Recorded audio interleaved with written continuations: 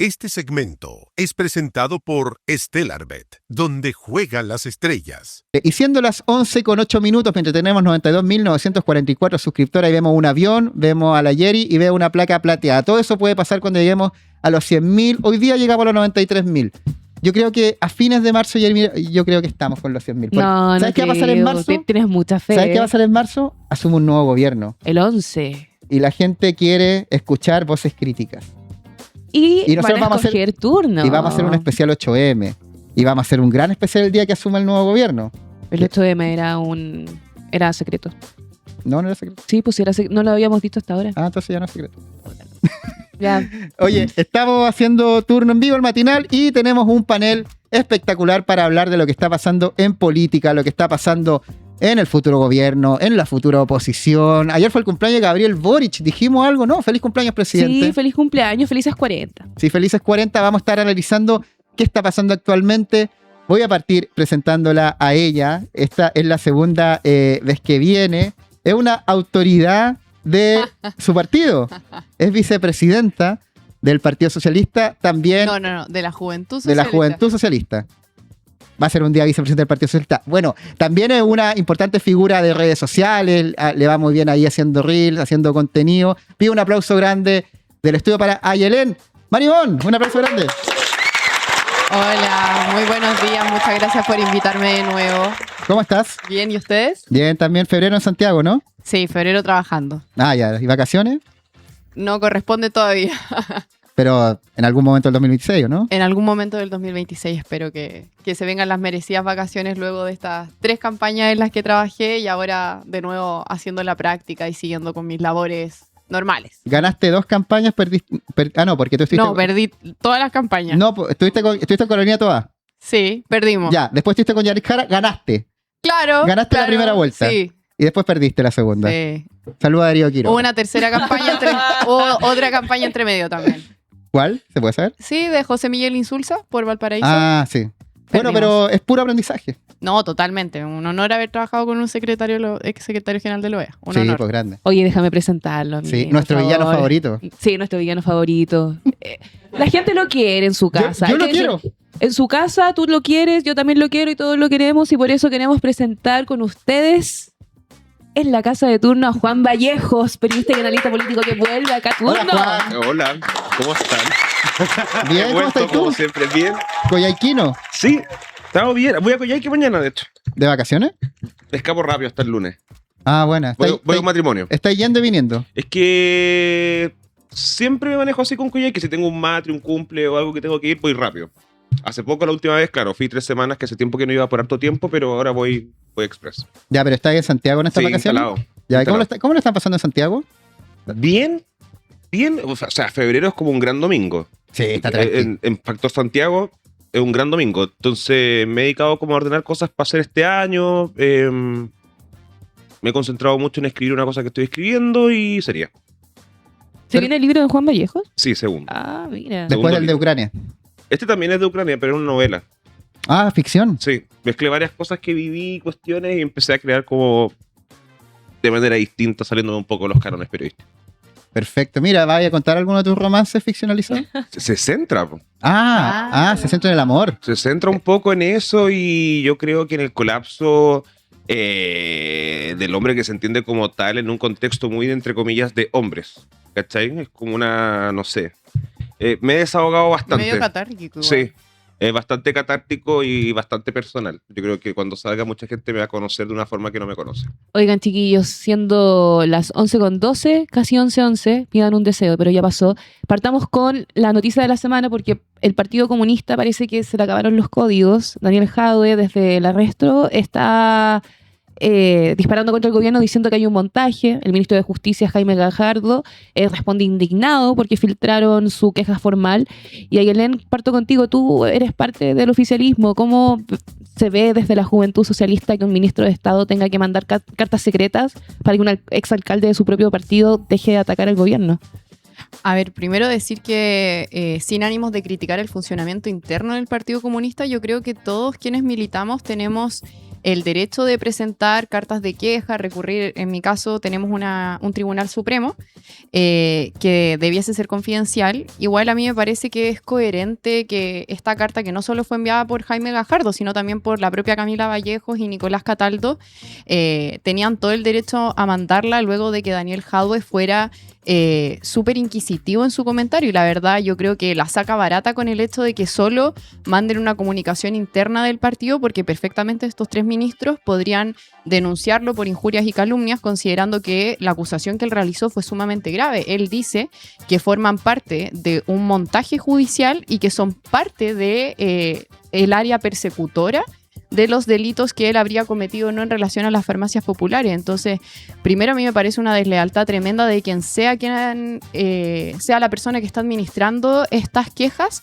La filtración de la misma me parece una vergüenza, pero además creo que es muy coherente con toda la historia del gobierno en cuanto a los conflictos internos. Yo creo que no hay ninguna situación difícil o tensión política que se haya generado dentro de esta coalición pegada con chicle, como yo digo un poco, que no tuvo ni nombre, no va a tener nombre hasta el 11 de marzo, en que no sabemos si vamos a pasar a ser una oposición unida o 2 oposiciones que no se filtre. O sea, estamos en la coalición de las filtraciones, donde no existe prácticamente el derecho a la crítica interna o a la reflexión política, sin tener a otros actores, incluso de la oposición hasta el 11 de marzo, que comenten sobre ella, que la descalifiquen y cuestionen los medios legítimos que tenemos para resolver los problemas que existen adentro de nuestros partidos.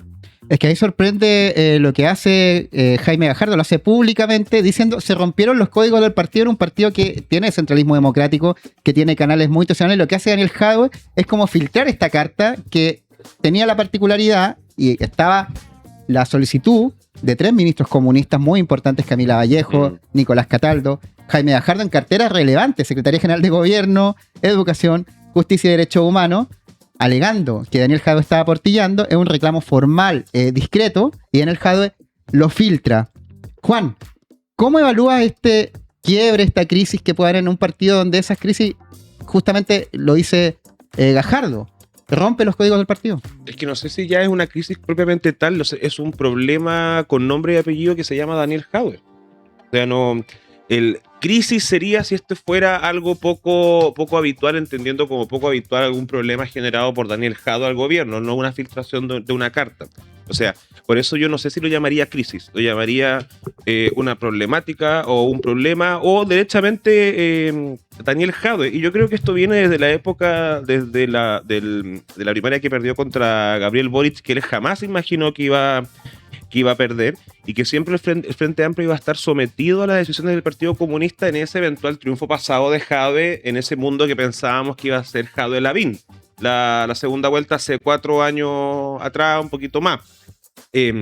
Ahí yo percibo, o veo desde mi punto de vista, que pareciera ser que existe ya una rencilla personal de Daniel Jadwe contra Gabriel Boric y todo lo que lo rodea en el gobierno, porque carece de lógica el fuego amigo que él envía, porque si uno ve tú con otros militantes comunistas fuera del gobierno, porque uno entiende que cuando eres militante y estás dentro de un gobierno te pones más voz de gobierno que voz de tu partido, se espera. Lo dijiste tú con lo que dijeron los 3 ministros comunistas, etcétera, pero si tú lo ves, ponte tú de otros militantes comunistas fuera del gobierno. El presidente del partido, por ejemplo.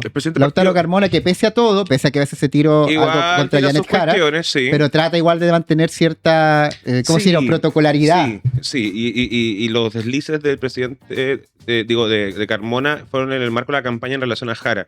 Con Jadwe hay algo puntual a Gabriel Boric. Hay algo puntual. Si te fijas, todas las críticas son a él, no es a una gestión mal hecha, a uno de los errores tal vez que todos hemos visto de este gobierno. No, es como el presidente y su falta de ideología y su amarillismo y sus cuestiones. Hay un tema ahí. Y ahí yo creo que la decisión que tienen que tomar, más que hacer frente a eso, es qué hace el propio Partido Comunista con Daniel Jadwe, o la propia coalición de izquierda que tratan de formar con Daniel Jadwe. Quizás si no estuviera, la coalición podría mantenerse unida. O sea, no creo, Ayelena, y dime tú, que esté desunida por Daniel Jadwe, pero Daniel Jadwe claramente tiene una postura disidente a los miembros militantes del Partido Comunista que entraron a trabajar a la administración de Boric, que no solo son los ministros, hay subsecretarios, hay mucha gente en otras líneas, en Ceremi, en delegaciones metropolitanas, que eligen formar alianza con el Partido Socialista, con el Frente Amplio, con los otros partidos socialismo democrático que también fueron parte, y Daniel Jadwe parece no ir en esa línea, parece creer que juntarse con ellos, que no los considera de izquierda, que los considera neoliberales, entreguistas, es un error táctico del Partido Comunista. Sí, yo no estoy de acuerdo en parte del análisis que realiza Juan, porque yo creo que acá hay un problema más profundo y es netamente ideológico. El Partido Comunista, si bien funciona mediante un sistema de unidad y centralista democrático, creo que ha dado cuenta durante, al menos, como bien dice Juan, desde las elecciones primarias Boric Jadwe en adelante, que existe una división entre aquellos que son comunistas más ortodoxos, dentro de los cuales yo reúno a Lautaro Carmona y Daniel Jadwe. Por eso me parece incorrecto personificar este problema en Daniel Jadwe, que claramente es un opositor a Boric y es crítico, pero también tenemos otras voces, por ejemplo, como la de Hugo Gutiérrez y la de Juan Andrés Lagos, que no tienen problemas en decirle cobarde directamente al presidente de la República en un programa de streaming, y después no tienes a un Lautaro Carmona que, como corresponde a propósito de su de la investidura de su cargo, de poder ponerle un poquito más de freno a esa clase de comentarios. Lo mismo durante la campaña de Janet Jara. Yo no creo que Lautaro Carmona haya sido esporádicamente o de manera liviana fuego amigo. Yo creo que fue literalmente el peor amigo posible, no solo de Janet Jara, sino de todo el proyecto e incluso de los militantes comunistas, que soy testigo porque trabajé en ese comando, trabajaban arduamente en él, siendo el Partido Socialista, a mi parecer, uno de los principales pilares en los cuales se sostuvo la candidatura de Janet Jara por no tener el apoyo institucional que correspondía. Entonces yo creo que esta aquiescencia, este silencio de parte de las autoridades que componen la mesa del Partido Comunista, donde también está Bárbara Figueroa, esa aquiescencia, ese silencio es demasiado cómplice. Entonces, para mí da cuenta efectivamente de una división entre dos grandes grupos que hoy tienen como reflejo o apoyar o no las opiniones de Daniel Jadwe, pero que también pasan a un conflicto ideológico superior cuando hablamos, por ejemplo, de enviar ayuda humanitaria a Cuba, o de si echamos o no. O sea, a mí me pareció totalmente desvergonzado que echaran a la ex candidata que le puso todo el cuerpo, sangre, sudor y lágrimas a la última campaña presidencial con ningún apoyo y dejándole súper claro como te dejamos la puerta ancha para que te vayas, porque acá no hay lugar para quienes piensen diferente a cómo pensamos nosotros. Y eso es una línea doctrinaria. No, simplemente decía como ese punto como de no hay espacio para ti, eso yo lo encuentro heavy.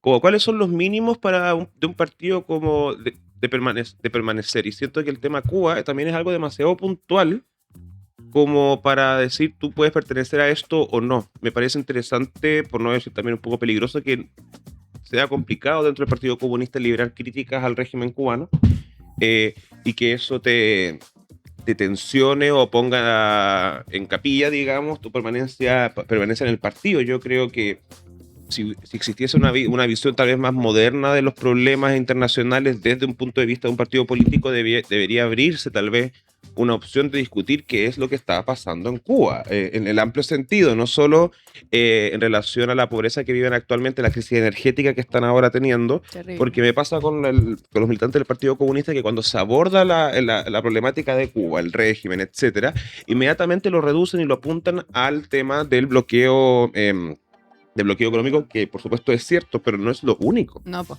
Entonces, ellos también se ponen reacios a discutir la cuestión. Creo que de todas las aristas que hay que discutirlo. Estamos conversando con Juan Vallejo, Ayelén Marimón, respecto a lo que está pasando en la política chilena en un mes de febrero, donde José Antonio Kast está de vacaciones, el presidente Boric cumplió años ayer, cumpleaños 40.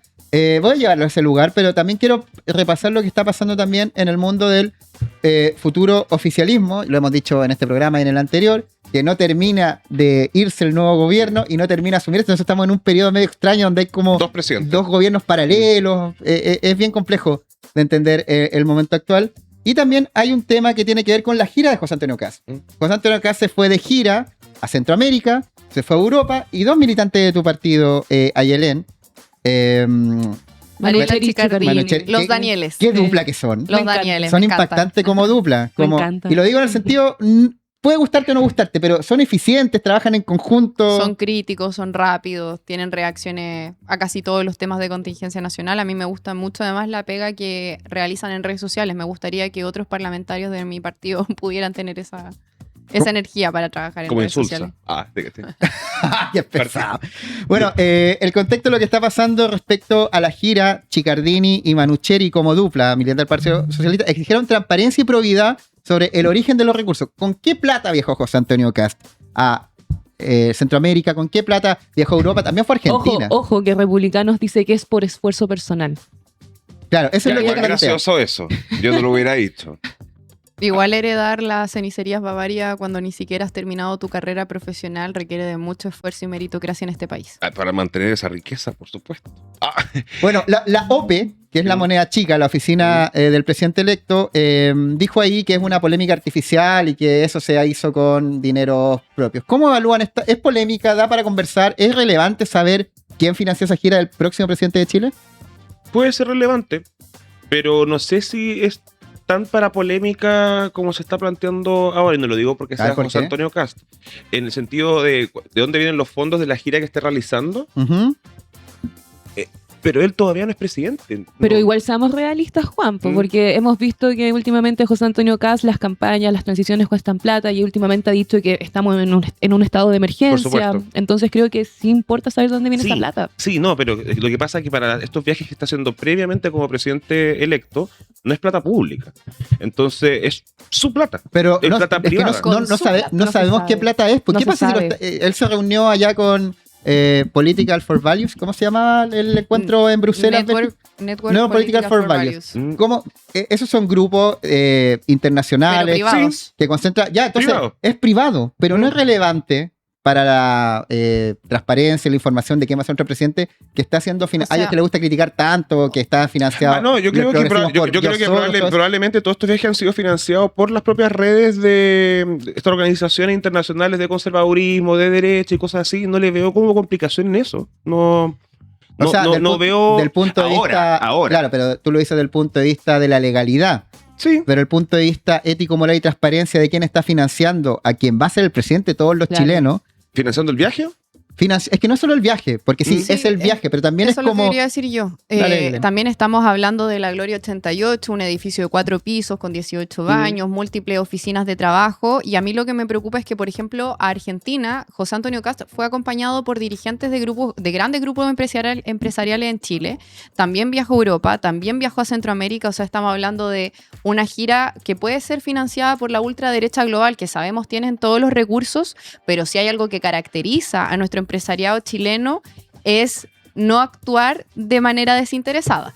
O sea, a mí lo que me preocupa no es con qué se esté pagando ahora, con qué dinero, de qué cuenta se depositan los pasajes a Europa, sino cómo vamos a cobrar esa platita de vuelta. Claro, es Porque una la forma de solidaridad decir- política no sé si existe, al menos en la derecha. ¿Crees que hay empresarios pagando favores por adelantado quizás? O sea, estoy completamente segura. No voy a decir Ujú. ningún nombre porque tampoco me interesa terminar en un tribunal, pero a mí me preocupa que en giras ideológicas donde no se están cerrando acuerdos comerciales, o sea, no cerrando, donde no se está aperturando un crecimiento para la economía de Chile, sino que literalmente van al Political Network for Values, donde estamos hablando de un decálogo de donde aparece de 10 puntos, 4 que son contra el aborto, 3 que son contra el matrimonio homosexual. O sea, no estamos hablando de una gira que necesariamente suponga beneficios económicos para Chile, sino que se centran en lo doctrinario.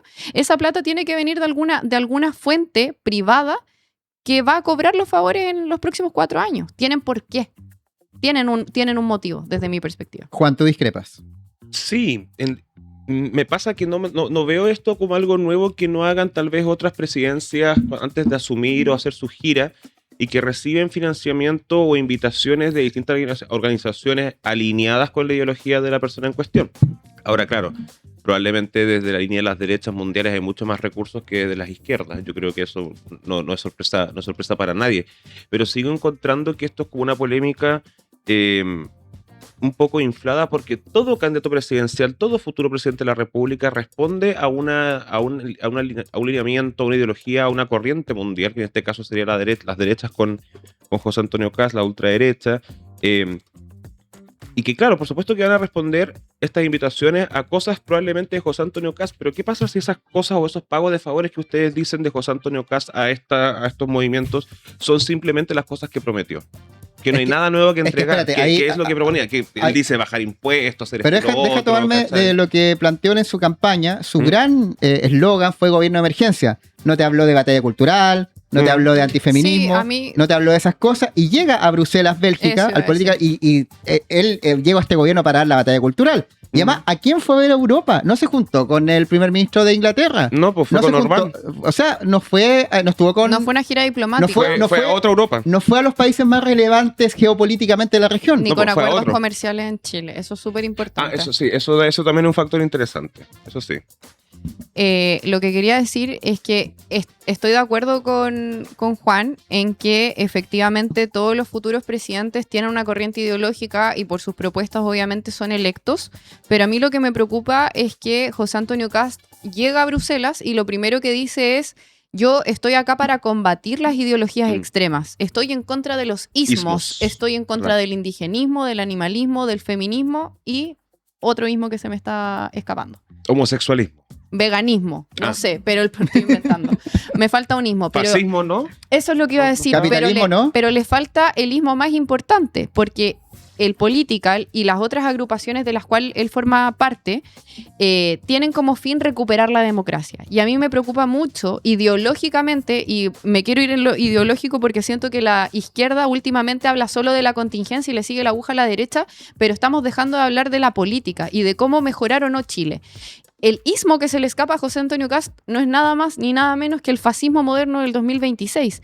Entonces, cuando se agrupa ideológicamente con estas personas, a mí me preocupa que los favores o las formas de cobrar sean, por ejemplo, si es que te juntas con una agrupación que tiene 4 de 10 puntos en contra del aborto, pero tú en tu campaña dijiste que no ibas a tocar el aborto en 3 causales, ¿cómo yo sé que, por ejemplo, las agrupaciones cristianas, las agrupaciones más de la derecha que se vinculan a la iglesia y a los colegios privados, no van a exigir en el próximo gobierno que se manda al Tribunal Constitucional o que se retrotraiga las 3 causales del aborto? O que se le ponga un veto, por ejemplo, al proyecto de aborto libre o de aborto despenalizado que presentó este gobierno. Entonces yo creo que efectivamente esta batalla cultural de la cual él dijo que se iba a alejar, poniendo en centro la crisis económica, de salubridad social y de vivienda en Chile, en realidad está siendo desplazada precisamente por una batalla ideológica. Eso a mí me tiene preocupada, no solo por la falta de probidad y transparencia que ya existe, porque yo creo que cualquier oficina presidencial del presidente electo, valga la redundancia,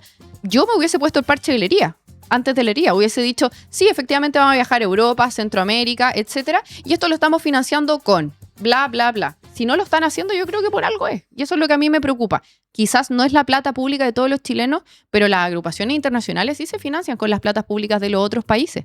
Cuando se generan colectivos a nivel internacional, ya sean de grupos privados o públicos, efectivamente existe plata que se paga con los impuestos de dichos ciudadanos, si no, no existe financiamiento como tal. Entonces eso a mí me preocupa. Pero ¿qué más necesario necesitamos saber, ponte tú, de las invitaciones de casa, sus viajes en Europa? Si ya sabemos que va a estas organizaciones y que probablemente estas organizaciones lo invitan y todo, queda claro, o sea, no... No tenemos el detalle. Es que no dice que lo invitaron. O sea, eso él no. está suponiendo, po. Por ejemplo, Bukele es sabido que lo invitó. Javier Milei es sabido que lo invitó. Sí. Pero Meloni no lo invitó. Él anunció la gira por Europa y de ahí empezaron a salir como, ya, ven para acá. Entonces, eso a mí me preocupa porque es como un recibimiento del lobby internacional, no una gira diplomática como presidente electo. Pero también hay que ver que ahora las autoridades, los líderes de Estado, recurren a veces a tener estos dos discursos, el discurso para su gente hacia afuera y el discurso para su gente hacia adentro. Y eso lo vemos con el presidente Trump, lo podemos ver ahora con José Antonio Kast y lo podemos ver incluso con la propia Meloni. Yo a veces yo pondría un poco de paños fríos como a esta polémica. Yo insisto, yo creo que esta polémica es un poco inflada. Yo creo que está haciendo, ¿cómo se llama? Diplomacia, hoy se me olvidó el nombre. Pero bueno, es como empezar a hacer los acercamientos con los que tú tienes ¿Bueno una línea oficio? común. No, se me olvidó completamente el nombre, ya. pero con los que piensan similar a él, para dar las señales al público que votó por él de manera conservadora, retrógrada, etcétera. Pero yo pongo en duda que pueda cumplirlo eso acá adentro. Porque la urgencia acá en Chile, para los que votaron por él, y creo yo también la general de todo, es el tema de la seguridad, la economía, etcétera. Y de eso se va a centrar este gobierno, espero. Pero para dar ese guiño a que a lo valórico, a ese factor conservador retrógrado que puede haber en muchos votantes de José Antonio Kast, hace estos guiños en cosas internacionales, que de hecho repercute mucho y exalta mucho a la gente y le encanta a los partidarios en redes sociales, y recuerda de que este tipo también es conservador, no se vendió al centro como Piñera y estas Es de cuestiones. la derecha verdadera. Es la derecha, de verdad, no es de ultraderecha, él es de derecha, etcétera. No lo veo. ¿Qué pasa si en las próximas semanas sabemos que, oye, la organización no sé cuánto lo invitó? Punto. Y es una fundación que recibe fondos del club de tiro de Estados Pero Unidos, creo que es ¿cachai? relevante saberlo. Es relevante saberlo. Eso es lo que Sí, estoy no, buscando. sí, Lo yo que creo siento que es es que cuando relevante se sepa saberlo. va a quedar un escándalo que van a pedir la institución del gobierno. Pero es importante saber, creo yo, y a mí, como te lo digo como ciudadano, que me interesa saber quién está financiando las operaciones cuando todavía no está ocupando plata pública. Y claramente son bueno, no sé quién sea, si por eso Chiccardini y Manucheri están exigiendo transparencia y probidad. En esa línea yo creo que hacer el llamado a eso es tan simple, bueno, si todo está transparente, muéstrenlo y listo, y se acabó la polémica. Pero la polémica, ¿quién la armó? Manucheri y Chiccardini es una Como una exigencia de probidad y transparencia, porque además tenemos que recordar que en esta gira internacional no es que haya ido José Antonio Kast solo. No, fue con Está gente. yendo con sus PPIs, que corresponde porque es el presidente electo, está yendo con la primera dama, está yendo con los directorios de grupos empresariales, está yendo con futuros ministros. Entonces ya no estamos hablando de un pasaje ni de dos, estamos hablando de una veintena de pasajes a Europa, a Centroamérica. Entonces yo creo que si es que no entiendo por qué no lo dicen. Además, la respuesta es, claro, con su patrimonio personal, que asciende a 5.000 millones de pesos de lo declarado. Sabemos que en Panamá existen otros fondos que ascienden casi a 40 millones de dólares, pero... Pasó para allá. ¿Ah? Pasó para allá, creo, hace un tiempo. Sí, pasó a Oye, Panamá. y lo otro, que lo dijo ayer el otro día en un reel que se viralizó en redes, que dos cosas. El sueldo de Kast, de presidente. Vuelvo a este tema porque él, ¿se acuerdan que dijo que... Finalmente la austeridad no era tan austera. Y lo otro que planteaste, Jerry, que era, que él dijo gobierno de emergencia y se fue de gira. Pues. Sí, pues se fue. Cuando de gira. habían acá incendios. Iba a recibir Pero 11 pero millones aún no es 70 mil presidente. 64 pesos. No, o sea, no es el presidente, pero ya dio una señal de transición cuando el presidente Boric, que desde mi perspectiva fue un error, le abrió la moneda para que diera una declaración en que le pegó a uno de sus ministros, a Carlos Monte. A mí no me gustó mucho esa señal política a propósito de la reconstrucción en Viña del Mar y la futura reconstrucción del sur. Entonces, si es que él ya está asumiendo un rol protagonista como futuro presidente, además, no es que sea futuro presidente en 6 meses más, le quedan literalmente, creo 27 que días. 27 días. 27. Yo al menos me quedaría en mi país para evaluar cómo parto mi trabajo en vez de estar alimentando esta batalla cultural del cual él dice no ser parte. Y para cerrar, yo discrepo contigo en una cosa. Yo creo que, claro, uno le habla a la gente adentro, le habla a la gente afuera, pero ya hay estudios como antropológicos y de ciencias sociales que demuestran que la gente no votó precisamente por José Antonio Kast porque estuviera en contra del aborto, en contra del matrimonio homosexual, para reafirmar la familia, para aumentar la tasa de natalidad, sino que votaron por él. Por un voto anticomunista, por un voto de decepción política, por el factor Parisi, entre otros que no dicen relación con incrementar el avance de la ultraderecha en Chile. Entonces, este viaje, desde mi perspectiva, si es que yo soy una ciudadana común, no soy socialista, a mí me importaría que mi presidente electo viajara para aprender técnicas para mejorar la seguridad de Chile, hacer crecer a mi país porque Chile se está quedando a pedazos, se está cayendo a pedazos, para ver cómo superar las listas de espera en salud, para ver cómo superar la crisis habitacional, para favorecer a los jóvenes que están cayendo en desempleo. O sea, esas son las cosas que a mí me importan y José Antonio Kast no fue a conversar sobre ninguna de ellas a ninguno de estos países, excepto Bukele. Es que en ese contexto, o sea, yo entiendo el punto a lo que vas tú, pero la gente que votó por él esperando eso, como mejorar las cosas que tú mencionas, está esperando que eso lo haga a partir de marzo. O sea, ahora no es presidente. El presidente sigue siendo Boric. No, insisto que creo que esto sigue siendo una polémica como inflada. Yo sé que puede haber mucha plata involucrada, organizaciones internacionales, a los que somos tal vez más liberales o como le dicen tal vez a ustedes progres, asocian de que todo está financiado por Soros. Ahora dirán que acá este tipo está financiado por el Soros de los conservadores, no tengo idea. Pero, insisto, me cuesta ver una polémica grande cuando nos enteremos que, oye, sí, le invitó tal empresario, tal cuestión del Club del Rifle, ¿cachai? Ya. Es que ahí yo creo que se puede armar.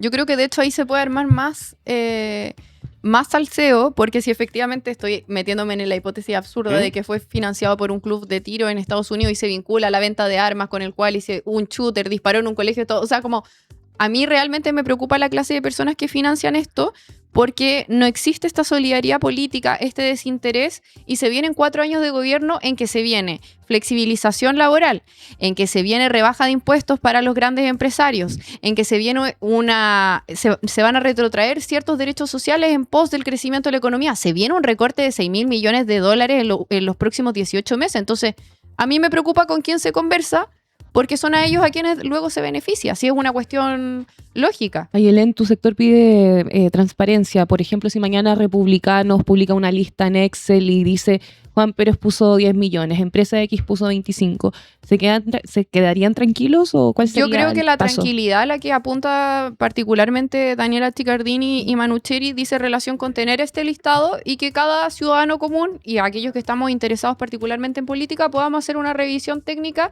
de dónde son esas platas, porque una cosa es que las ponga una asociación, pero si esa asociación ha financiado en otros países, por ejemplo, proyectos políticos que puedan afectar si es que se realiza una analogía en Chile, yo creo que hay que estar ojo al charqui con esas cosas. Puede ser que sea inflada en el sentido de que, claro, yo creo que todo este febrero ha sido alimentar una futura oposición férrea, pero, por ejemplo, yo estoy más preocupada de la crisis humanitaria que existe hoy en día en Cuba, más allá de si vamos a discutir si es una dictadura o no, que del viaje de José Antonio Kast. No me parece menos importante, pero hay cosas que en esta división de importante y urgente me parecen más urgentes. Y en esa línea, pensando en lo que va a ser el próximo gobierno, que yo creo que a todos nos interesa saber cómo va a ser, voy a tomarme este concepto porque lo instaló Kass y ha sido parte de la conversación, que es la batalla cultural. Ayer Martín Arrau, ¿vieron la declaración que le dio a Gabriel Boric? Que le dijo levantarse temprano, ir a la pega, también es la batalla cultural. Fue un palo directo para el presidente y como para esa idea que se tiene del Frente Amplista como joven, como que no ha paleado ripio, como se dice. Finalmente, el tema de la batalla cultural que no estaba sobre la palestra, está conversándole de ida y vuelta. Y en esa línea, justo además el cumpleaños del presidente, que justo ese día más no fue a trabajar porque cumplió 40 el día de ayer. Pero entiendo que le cantaron cumpleaños feliz en La Moneda. Sí, pero canceló su actividad. No, perdón, Eso, canceló las actividades me equivoqué. públicas. Le pido No perdón, es que no haya ido a trabajar. le pido perdón, presidente Gabriel Boric. Fake news. No, me equivoqué, me confundí. Es que llevamos 4 horas transmitiendo con la ayer y entonces estamos Rebando. Así que, sí, canceló sus actividades públicas. En esa línea, este debate de la batalla cultural, ¿ustedes le ven algún sentido desde el punto de vista de la ciudadanía? Como es algo que trasciende, ¿es un elemento que hay que poner sobre la mesa? ¿Hay realmente una batalla cultural? Yo creo que sí, pero ¿cómo se manifiesta eso en los intereses de la ciudadanía? Cachi, vaya. Complicado el tema de la batalla cultural, porque como que entendemos por esto, me pasa que es batalla cultural haber abierto a la sociedad que ponte tú los homosexuales nos podamos casar, o que se pueda abortar, o que la educación tenga que ser de tal forma, porque también he escuchado que la batalla cultural, de hecho creo que lo escuché acá en un panel, es también no retroceder en derechos como la reforma de esto y ¿Es eso también cultural o es estructural? Es que yo creo que la batalla cultural es la batalla de la idea, la batalla del sentido común, la batalla de decir, por ejemplo, está bien que personas del mismo sexo se casen. Es un consenso social. Es como decir que está mal la esclavitud. No sé si es un consenso social y no sé si que no haya esclavitud también es un consenso social. Comparto. Claro, a lo que voy es que eso, porque la batalla cultural dice justamente con que tengamos preceptos mínimos de decir, no sé, que no matar está mal. O sea, no matar está bien. Perdón, me estoy confundiendo. Matar está mal. Matar está mal. En positivo. Claro, matar está mal. No está mal. Pero hay cosas que uno dice, oye, esto deberían ser mínimos civilizatorios básicos y no están. Yo creo que esa es la batalla cultural. Yo creo que la ciudadanía alejada de la política, respondiendo en esa hipótesis, claro, no está interesada en la batalla cultural, pero este tecnicismo de la batalla cultural, que desde mi perspectiva no es otra cuestión que la política en significado de búsqueda por el poder y cómo ejercemos este poder, ya sea poder local, poder gubernamental, parlamentario, judicial, etcétera, porque el poder no es solo una esfera grande, sino que son muchas que se complementan y trabajan en conjunto. Sí se ve afectada la ciudadanía por cómo se ejerce este poder. Y yo creo que estamos en un momento muy álgido a nivel mundial y a nivel local con el objetivo de poder descubrir cómo Chile, cuál es la mejor alternativa para Chile y qué ideología y qué postura doctrinaria puede, por ejemplo, reducir la brecha de desigualdad social, puede hacer que las mujeres conquisten más derechos. Y a propósito de la batalla cultural, hay una crítica que sí, yo ya estoy un poquito cansada, y es que la izquierda caiga en la disputa que, por ejemplo, existe en la derecha estadounidense.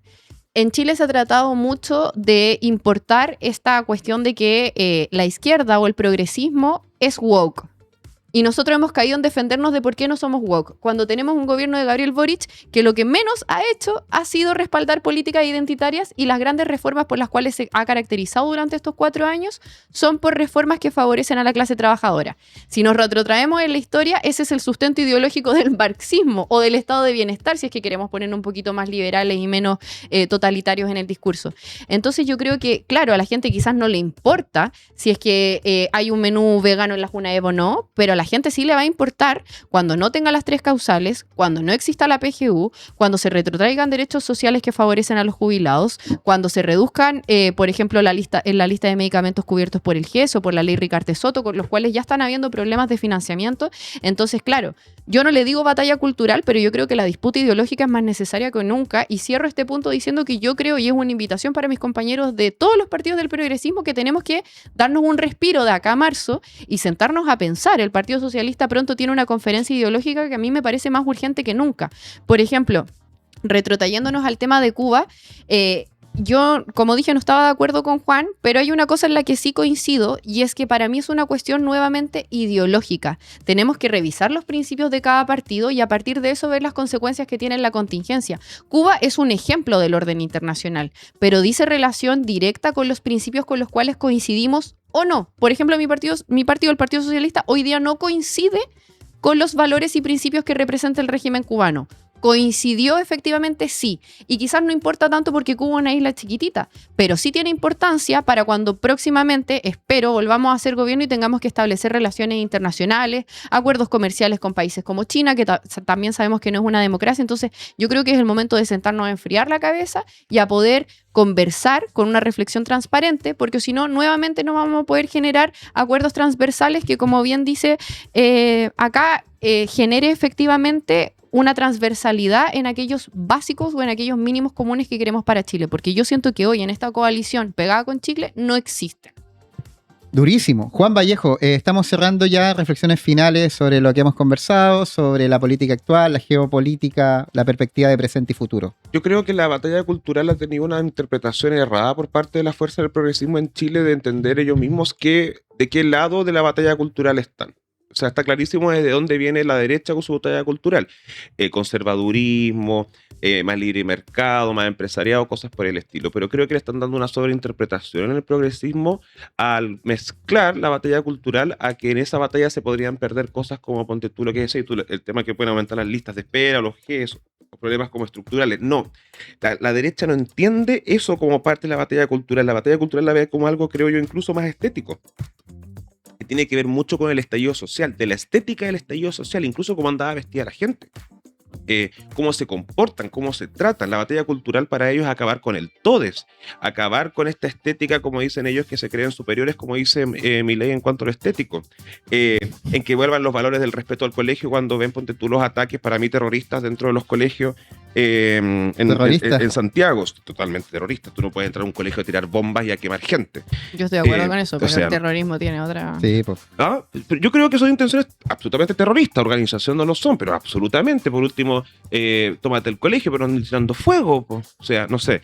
Pero lo que voy es que creo que ambos sectores hablan, la derecha habla de que hay una batalla cultural, la izquierda le hace frente a esa batalla cultural, pero creo que la izquierda chilena interpreta mal lo que la derecha los juzga por batalla cultural. No hay una definición común. Lo que pasa es que se están ocupando categorías. Yo en eso estoy de acuerdo. Yo creo que batalla cultural para la derecha, por ejemplo, es los zurdos que están en contra del rodeo y quieren acabar con nuestras tradiciones, y nosotros que ponemos una resistencia a derechos de los animales. Eso para mí es batalla cultural, y por eso digo que yo no lo uso como tecnicismo, cuando yo creo que acá está el cómo ejercemos el poder, y eso es puramente político. Y el problema transversal de todos los partidos o a quienes nos interesa la política es que nos está dando miedo decir, oye, esto es una disputa ideológica. Entonces lo disfrazamos con conceptos más suaves como batalla cultural, cuando en realidad mi problema con la derecha, y perdón con todos los animalistas, no es que estén en contra del rodeo. Como dice Pancho Vidal, no es más o menos vacas. Mi problema con ellos es cómo se financian las empresas lecheras, cómo le pagan a los trabajadores. Mi problema con ellos es una disputa ideológica, económica y social, no de estas chimuchinas. Yo creo que perdemos tiempo en estas contingencias por las chimuchinas. A mí me preocupa más cómo se va a redistribuir la plata en este país, cómo hacemos que los pobres sean menos pobres y cómo hacemos que los ricos paguen más impuestos para poder pagar derechos sociales. Y eso para mí no es batalla cultural, es una discusión ideológica de cómo se presenta un proyecto país. Ayelen Marimón, Juan Vallejos. Siento que quedé durísima, pero no. No, súper muy bien. clara, muy De hecho, clara. quiero agregar algo muy breve. Muy certera. Creo que ocupar conceptos como woke, que viene de las derechas radicales, y batalla cultural, que si bien viene de Gramsci, pero fue reapropiado por la alt-right estadounidense y bueno, por el resto de las derechas en el mundo, es jugar en su cancha, pues, elegir sus códigos Sí, yo estoy y chata de ocupar la jugar en su palabra cancha. woke y la gente progresista apropiarse el concepto woke para decir esto es woke, esto no es woke, yo no soy woke, tú eres woke.